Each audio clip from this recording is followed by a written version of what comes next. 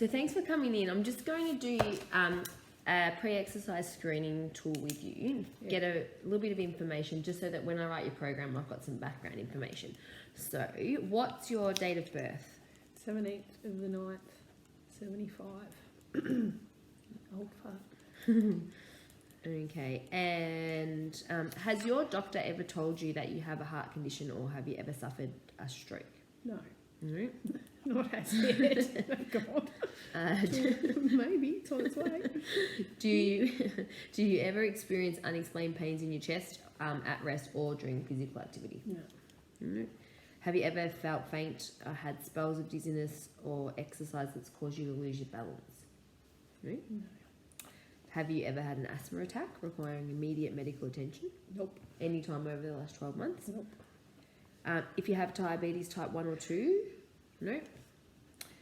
Do you have any diagnosed muscle, bone or joint problems that you've been told could be made worse by participating in physical exercise or activity? I've had a broken leg. That was in, oh God, that's a while ago now. That would have been 2013.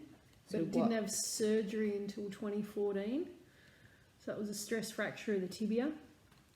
And then didn't heal properly, so surgery. So I've got an intermedullary nail through the middle of the patella and patella tendon and down the middle of the tib. So that's in there permanently. So there's a bit of osteo, like I've had a little bit of sore calf. Okay. Sore calf and Achilles since then. But it's probably got a little bit to do with my biomechanics as well. But so when you've seen your specialist, have they told you that you shouldn't be doing certain exercises, or have they encouraged you to participate in exercise? Certainly be active, but just be mindful of the load, particularly around running. Yep. And impact such as jumping. So things like bench hops or skipping. Yep. Prolonged skipping probably isn't a good idea. And I'd need to probably, not that I can't do those sorts of things, but I'd need to manage the load, so break it up. Yep. And obviously not do it every day. Strengthening Yep. that. So which leg was it? It's left. Left. So your left side. Mm-hmm. And when we do the static and dynamic posture assessment, we might notice some discrepancies there as well. I reckon. Yeah. Okay, so do you have any other medical conditions that make it dangerous for you to participate in physical activities? Nope.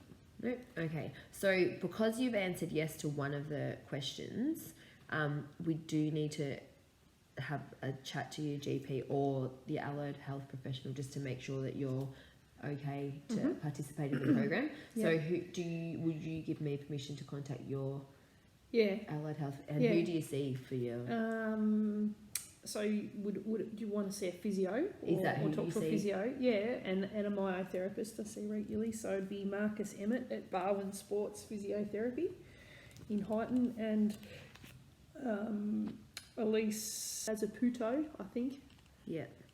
And I'll get those phone numbers from you, and I'll just have a chat with them prior to you commencing the exercise program, and just get some recommendations from them as well. All right, so can you just sign on there just to show that you've supplied me with correct information?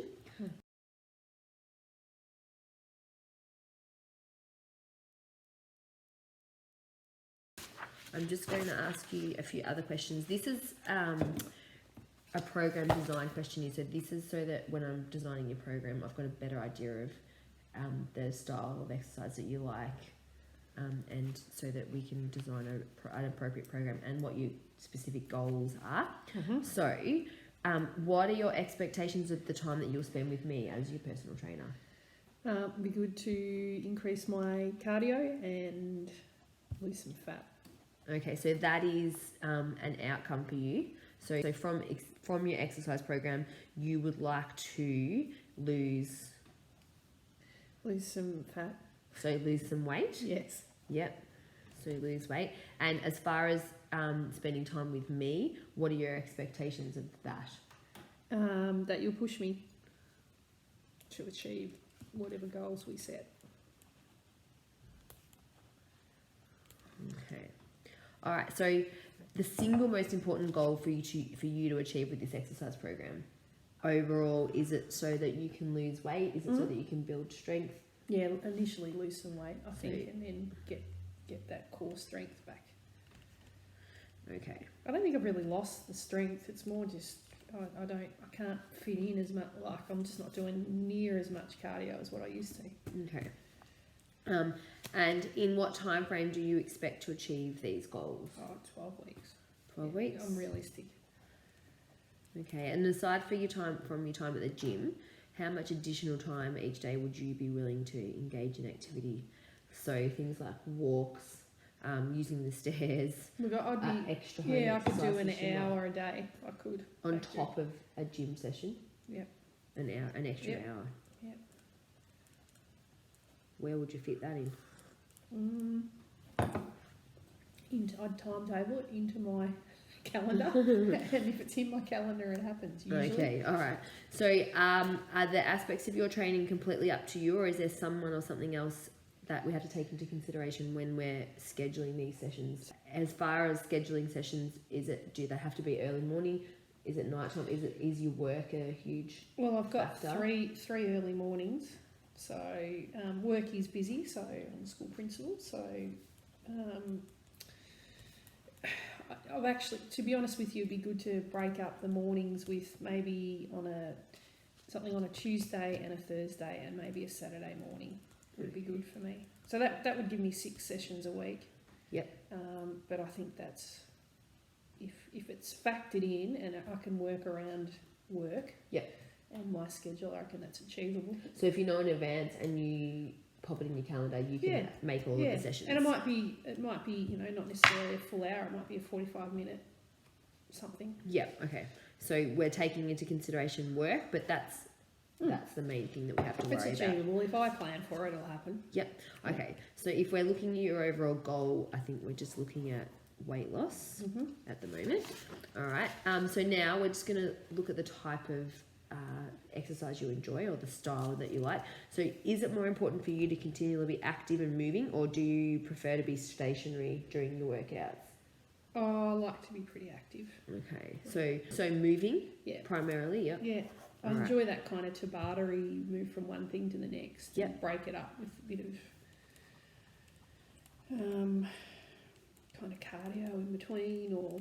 Okay. Yep. So when you need to reduce stress, do you ideally enjoy activities to be physical?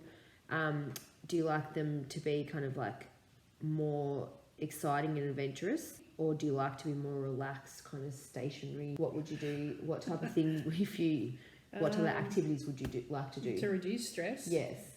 It'd be good to do, like, that yoga used to be good for me. Yep. That kind of stuff. Or, more just probably quieter, So not as hyped up.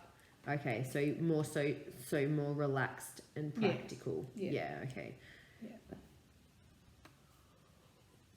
So I might put that. But it depends a little bit, though, I reckon, on the time of the day sometimes too. Yeah.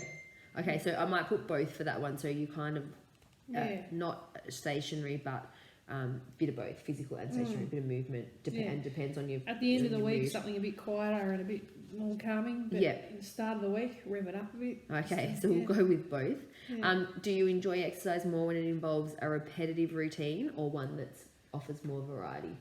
Variety. Okay. And does your occupation require continual moving and hands-on work? No, I wish it did. No. It's part of the issue now. Okay. With the level of training, would you say that your work is sedentary, active, or physically strenuous? Sedentary, definitely at the moment. A lot of work at your desk. Are you on a computer? Yep. Yep. A lot. Yeah. All right. What hobbies do you enjoy? They can be active or inactive hobbies. Hobbies? No time for hobbies. Well, probably, I enjoy, or hobby, if you want to call it, my morning gym sessions with that group that I train with. That's a bit of an outlet for me. But Yep, so it's a group session. yeah, but I don't really, there's nothing really else I do beside at the moment. And that's a bit scary, isn't it? Really just work and gym, and I home life. That's probably it. Okay. So do you regularly participate in recreational activities? Other than those 3 or 4 sessions a week, that's it. Yep. So just a gym session, a group. Yeah. Like And I've been trying to do park run on a Saturday morning, but that's been pretty hit and miss. Okay. So as far as how often would you do that? Would that you weekly at the gym for these group sessions? Three 1 hour sessions really is all I'm doing at the moment. Yeah. Okay. So if I'm being honest. So you're currently exercising at the gym. Yeah. So you would Or say PT session. that you've been doing that for the last 1 to 3 months, or longer than that, 6 to 9 months, 7 to 9 months. Yeah, 7 to 9. Yep. So that's how long you've been at the gym and you're there. Yep. All right. Let's see. Okay. So with your goal of weight loss, why is that goal the most important for you right now? I probably just don't feel as fit as I used to be, and I think perhaps your health and your own well-being suffers a little bit when I'm not being as active, and perhaps that stress relief is something that I need to. I feel like stress relief and weight loss doesn't really fit in, but I feel that I'm a better me when I am feeling a bit more physically fit and I guess happier with yourself. Your clothes fit a bit better. Okay, so if you weren't to make the changes, so if we don't achieve your goal, or we don't, if we don't work hard to do that, how would you stay the weight? Like, how would these changes, or even if you regressed even further with your health and fitness, how would this affect your life? So what consequences would there be? I feel I have more energy when I'm fitter, and certainly more. Well, it would affect all my elements of work and life really. If I don't, I feel like I need to step it up just to stay on top of everything. If that makes sense. The fitter and healthier I am, I feel I'm better. I have more energy and I'm able to be a better me. If that makes sense, lead better, work in the job that I'm in, just be on top of my game. Yeah. Okay, so then when you successfully reach a goal, how will things be different for you? Just that energy levels. Yep. Feel happier within myself. You just feel like you'll have a balance with a better balance. Yeah. Because it is, I do enjoy it. Yeah. But it's I think sometimes I find the 5:30 a.m. stuff can be a bit restrictive because it's locked in, and if I've had I've had 2 or 3 trips to Melbourne for meetings or whatever, or I've had a really big week, I find it really hard to get to that. Yeah. So sometimes I just need to make that decision. No, I'm not getting up at 10 to 5 in the morning to be at the gym at 5:30. So having some more options around what I could do, and then more options locked into almost like a calendar, I reckon, or a schedule would help me, I think. Okay. So if I bring it back a little bit, I'll touch on that in a minute. On a scale, so as far as like the benefits, so we talked about you're going to feel happier, you'll have higher levels of energy, you'll feel like you've got more of a balance of work and leisure. What benefit is going to be the most important to you? Just a happier me. Okay. Yeah. And then on a scale of 1 to 10, how important is it to you to make these changes now? It's pretty, I reckon 8. 8? Yep. So why isn't it a 2 or a 3? Because I want to make a change. Yeah. Yeah. So, I don't know. I'm pretty, if I want to do something, I'll do it kind of person. And last year when I did that boot camp, and I lost, in 5 weeks, I lost 6 kilograms because I was scheduled in, I wanted to do it, and I had a name, and I told everybody I was going to do it, and I was going to win it. And did you win it? Yeah, and I did win it. So when I want to do something, I can do it, but I've got to want it, and it's got to work in with, probably what I'm limited with now is, just trying to make my week work. Yes, okay. Yeah. So scheduling is going to be a really important option. So you are willing at this time to change, you know you want to do it at this time, you believe you can make these changes, and obviously now that you've made that decision, how confident are you that you're going to do this? Yeah, if I've got the out right. of 10? Yeah. Oh, 10. 10? Yeah, Okay. if it's the right plan that's flexible enough to enable me to factor it in, I'll do it. And Yep. if I've got somebody on my tail saying, hey, what's going on, Okay, it'll happen. so you're definitely ready and willing to change this time. We just need a plan and we need a schedule.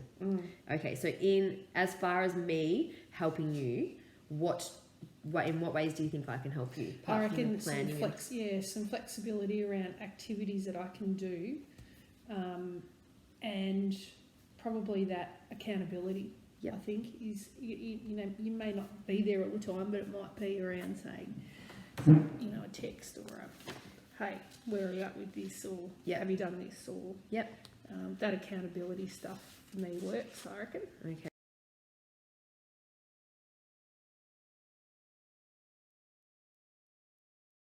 Now I'm just going to do a static posture assessment. Can I get you to take your jumper off? Yeah. Please.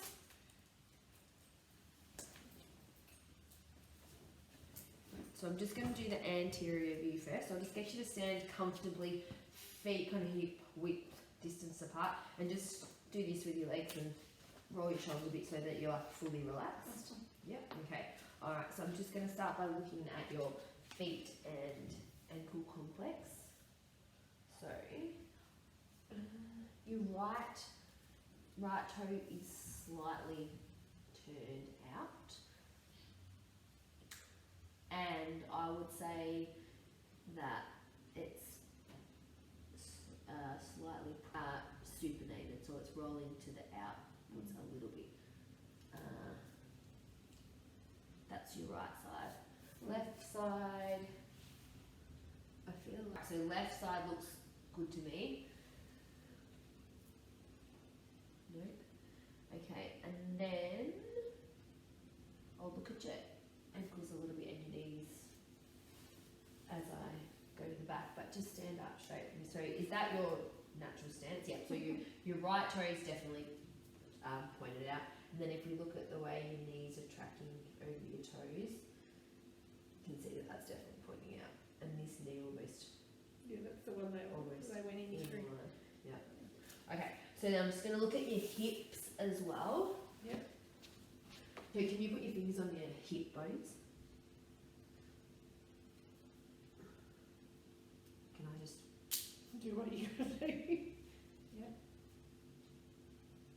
They actually look like they're quite symmetrical. Mm-hmm. So your hips are good. Hips look like they're symmetrical. And then if I look at your shoulders, they're probably not. I actually feel you actually look like you've got your left shoulder is slightly rotated forward, so you twisted a little bit through the trunk. So left shoulder is slightly forward. Put that as a bit of a shoulder deviation, and your right shoulder is lower, so your right shoulder's dropped down. So I've got one. Make notes of that. All right. Just nice and relaxed. There's no tilt of the head. Okay, and your hands, just drop them by your sides like that. So you can see they're slightly rotated towards the front. So when they're like just relaxed, they should actually be more side on to your body like that. So your hands are rotating, so your palms are backwards. So we do have, and that's more your left than your right. So there's more of a deep rotation with the left, but there is also of the right as well. So we've got those rotated hands, which just indicates that maybe so your shoulders, with your hands being like that, your shoulders might be a little bit internally rotated, so your hands are that way, so your shoulders are a little bit more rotated. My left shoulder's a bit weaker than my right. Yeah, which makes sense because you have more of a rotation with the left hand than the right hand. Alright. Yeah. Okay. Now, can I just get you to turn around and I'll do the posterior view? So turn face that way. Sorry, I'm just going to start down here at the ankle again. I'll make sure I don't backfire. No, thank you. Alright, so that's your right. So again, I can see that your left. So I've had surgery on my Your right left ankle. is rolling out, yeah, in your ankle, and so your right ankle you've had surgery on. Yep. Left foot is rolling outwards. Yeah. Okay, and I'm going to look at your knees. So, your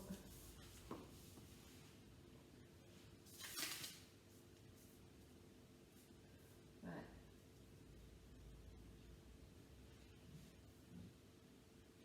They're not. They are a little bit internally rotated. So I'm not going to say that they're knock knees, but your left one is rotated inwards. So you can, I'll pop that down. So I'm not going to say that they're knock knees, but they're certainly not bow legs either. But that your left one is definitely internally rotated. Okay, and then I'll come up to your hips again. So I'm just going to put my fingers, look up here. And they look quite symmetrical. Not lopsided. Then I'm just going to look at your thoracic spine. So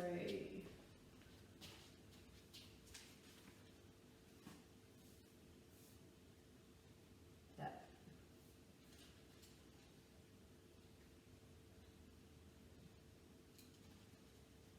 right. From what I can see, actually do have winged scapula on both the left and the right. So your left and your right scapula are raised. Yeah. That means that your you've got some imbalances in your shoulders. Yeah. So you've got some imbalance in shoulder muscles, which means that you've got these winged scapula, so your scapula are pointing, actually raised, pointing out. So both on the left and right side, and there's no deviation. One doesn't appear to be higher than the other, although your left shoulder does look a bit higher than your right shoulder. Okay. I'm just going to get you to turn laterally, so turn to side on. Alright, I'm just going to have a look. Again, I'm going to start down here at the ankle. So I'm just going to check that there's no dorsiflexion or plantar flexion. They look pretty normal. Can you just bend your knees a little bit for me? Yep, and then go back to normal. Actually, I feel like there should be a little bit more of a bend in your knees than what's there. So slightly hyperextended, which means they're back. Has anyone ever told you that? Yeah. So your knees. I often stand like that. Yeah. So I would say that they're especially on your right side. At the moment, I'll have a look on the other side when we turn around to the other. But so I'm standing normal. Yeah. So like I would say your knees are hyperextended, so they're pushing right back here. So I should stand like that. Yeah. So there's not enough bend in your knees. So we'll have a look at that as well. And then I'm going to have a look at your hip complex again. Through pelvis. There's a slight anterior tilt. So this is your right side. There's no lordosis, which means you've got your swayed lower back. That's fine, and I wouldn't say you've got a flat lumbar spine, but your pelvis is slightly tilted forwards, which means you poke your bottom out a little bit, rather than a posterior tilted pelvis, which would be going backwards. And I'm just going to have a look at your thoracic spine, so up the top a little bit. Again, your shoulders are slightly internally rotated, but I wouldn't say you've got there's not too much kyphosis here, there's not too much rounding of the top of the back. You definitely don't have a flat back. We do, from when I looked at you before, I do think you've got a slight trunk rotation. So your right shoulder was slightly forward compared, oh, that was up, isn't it?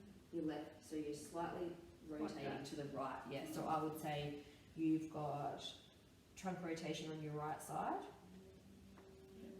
Definitely got, can you pull your shoulders back a bit? Yeah. I wouldn't say rolled shoulders. And your head does sit a little bit forward. Alright, and can you just turn on the other side? I'll have a quick look on that side. Oh, he's got tiles are cold on the feet. Alright, so I can get a bit of a better view of that right foot there as well.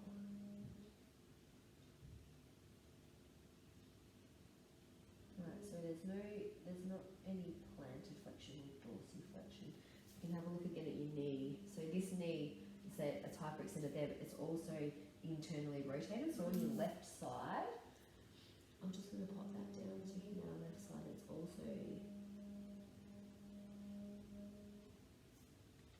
which could indicate that your left hip is a little bit out as well. Yep.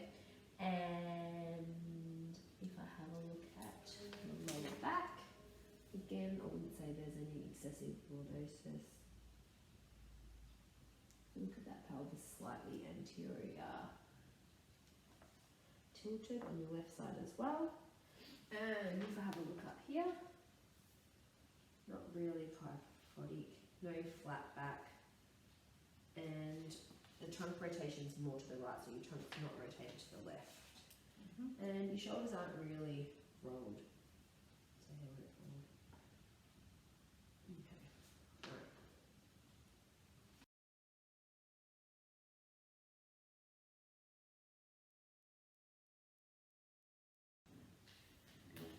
Okay, so we're just going to do a sagittal step. So I'm just going to get you to step first on your left side. You're just stepping forward, like just towards me, and then back again. And I'm just going to have a look at that knee.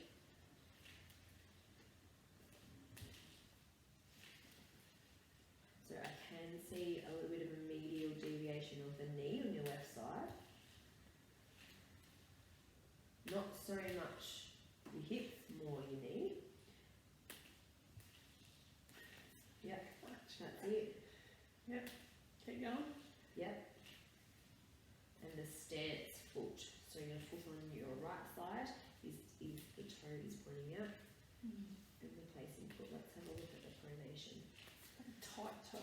Yeah, this is on your stance foot. So this foot that's coming down, I'm just looking to see if it's rolling inwards as it comes down, which it's not really. So there's no excessive pronation of this foot that's coming as you're stepping.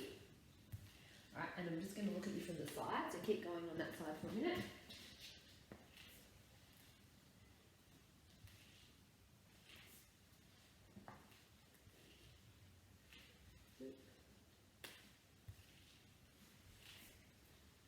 I'm just looking at your tibia as that goes down. Bit of noise. Few sound effects. Okay, and there's no excessive flexion of your trunk as well. Alright, so now can I get you to do your right foot? So we're stepping forward with the right foot. Okay, so I'm going to look at it laterally and then I'll come and look at you from side on as well.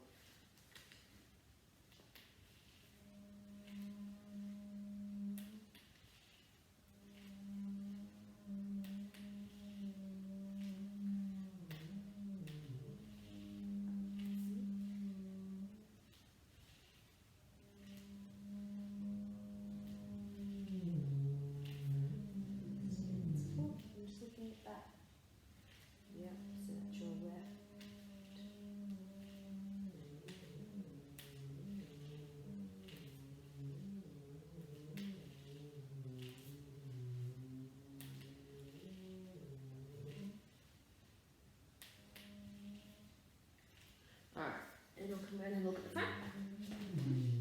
A couple more.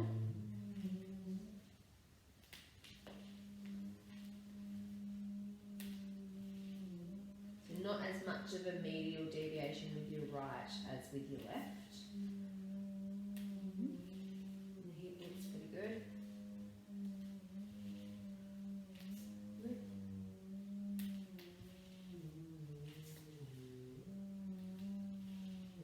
Now that is not excessive pronation of that foot that's stepping in, but you're more rolling to the outside.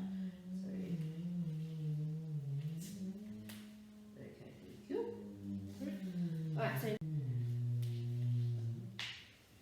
Alright, so with these, I'm just taking notes of the areas that could possibly be seen as areas that need to be strengthened or mobilised. So when I write your program, I'll incorporate some mobilisers and some self-myofascial release, and then I'll explain why I've chosen those particular ones based on what I've seen here today. So I'm just looking at this lateral side step, so I'm just looking at your knee, and checking that it's stacking or not stacking over the foot. So this is your left side.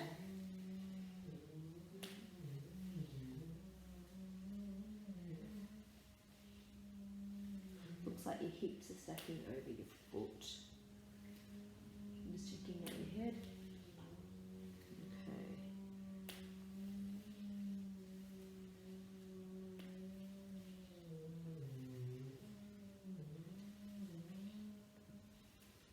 I'm just looking at the middle of your body, so the trunk, to make sure that you're not flexing too much there. And just looking at that lateral border, keep going for me just for a minute to make sure that's not coming off the ground too much, which it is. So I'm just going to tip that. Okay, and can we just swap to the other side? So you're going to lunge out with the right side, and I'm just going to come over here and have a look at this. Yeah.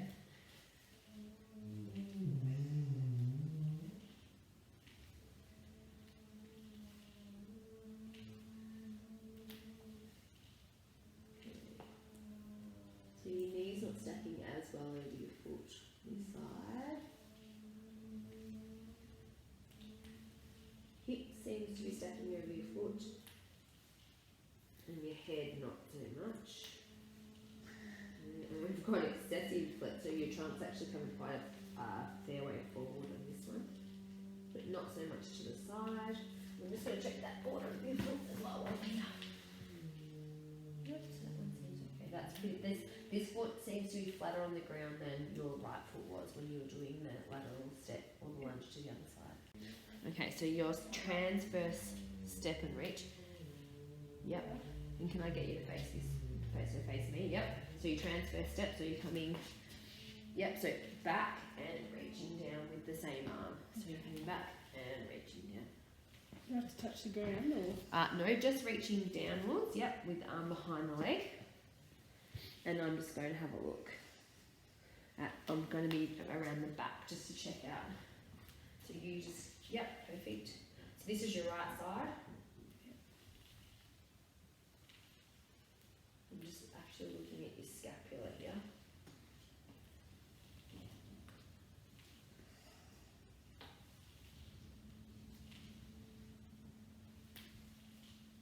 Definitely. Just checking to see if that head tracks where the hand's going.